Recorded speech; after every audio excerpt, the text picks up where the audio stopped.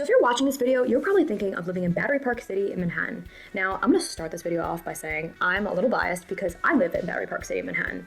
And I do make these videos for basically all neighborhoods, if not all. I'm getting to all neighborhoods in Manhattan and some around Manhattan as well. And this is the only one I'm currently living in right now, of course, so I'm definitely gonna be a little bit biased.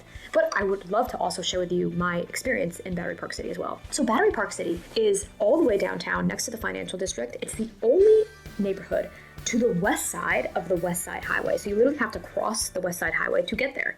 So that makes it unique just to start off. Now, it is a very, very, very quiet neighborhood. And it's also kind of like a new neighborhood because it was really just developed in the 1980s. That's when Battery Park became a neighborhood that people really just like started living in. So compared to the rest of Manhattan, that's considered extremely new because there's not like pre-war doesn't exist here.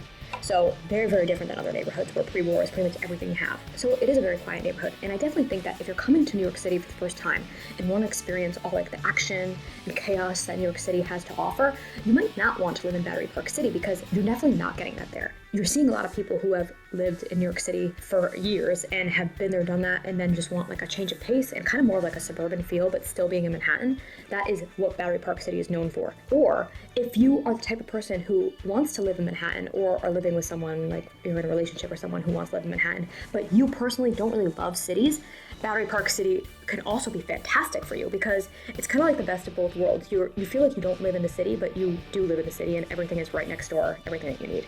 So personally, absolutely love Battery Park City. So I've lived in a few neighborhoods in and around Manhattan, and I have to say that Battery Park City is my favorite so far. I absolutely love it. Now, at the time recording this video, I've only lived in Battery Park City for under a year, but I've had such a good experience so far, and I honestly can't recommend it enough. Now, I never like sharing my personal opinions in a video, but sometimes I feel like I should because I do feel like it helps people really understand where I'm coming from.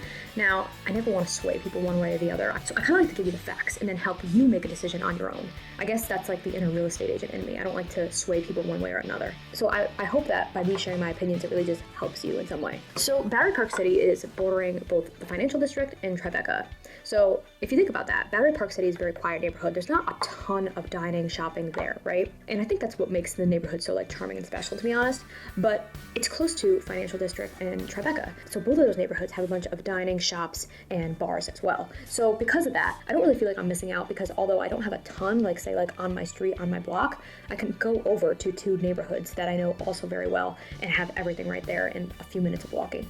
So because Battery Park City is just so close to those other two neighborhoods, I don't feel like I need to live in either of those neighborhoods, like Tribeca or Financial District. I feel like I can live in Battery Park City and then spend some time going out in those two neighborhoods. That's how I feel, at least. Now, I also want to say there are restaurants and bars in Battery Park City. You just have like a few, like a handful of them. You don't have like tons and tons and 20, 30, 40, 50 options like you do in some other neighborhoods. So that's definitely not the case in Battery Park City. However, you do have some places that do exist. And I will go over those in another video as well. So because there's not a lot there in Battery Park City, there's no nightlife whatsoever. And there's not really a lot of late night dining either. There are some restaurants that are opened a little bit later, but compared to other neighborhoods, you're not gonna get like late night food there. So another point that I always like to point out to people before going to Battery Park City is that there are no subways at Battery Park City, none whatsoever.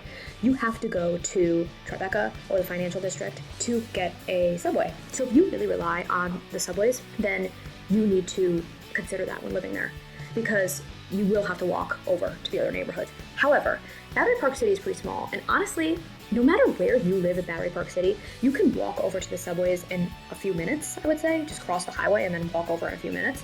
So it's really not that big of a deal.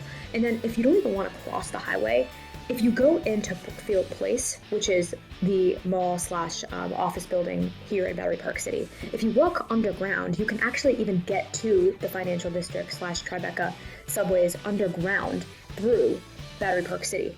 So you don't even have to cross the highway if you don't even want to do that. There's also a sky bridge in South Tribeca, so you can walk over the highway as well, which I do that often too.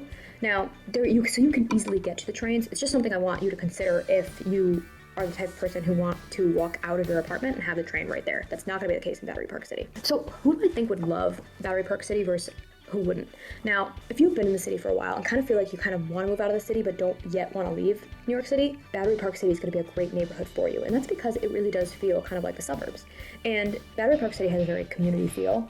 And I would say that where I am in my life, I absolutely love it right now. Now, when I was first coming to New York City for the first time in my early 20s, I don't think I would have liked living in Battery Park City at all. I would have hated it. So I was that type of person who would have rather lived close to the action, and I think I would have felt a little bit like isolated and lonely in Battery Park City. So those are two very different stages of my life where I am now versus then. So that's just like my different experiences. So if somebody's really excited to move to the city after college, not even after college, but just move to the city for the first time at any point in their life and they want to be in the city, this is not the neighborhood for that. But if you are kind of like half in, half out of New York City, or just really like being in a quiet neighborhood, Battery Park City is for you. So I really hope this video helped you figure out if you should live in Battery Park City or not. And like I said, I never want to sway people, but I do like to share my opinions because I do think that it can help you. So I would love to know, would you ever live in Battery Park City? Or are you moving to Battery Park City right now? As always, I love hearing from you guys.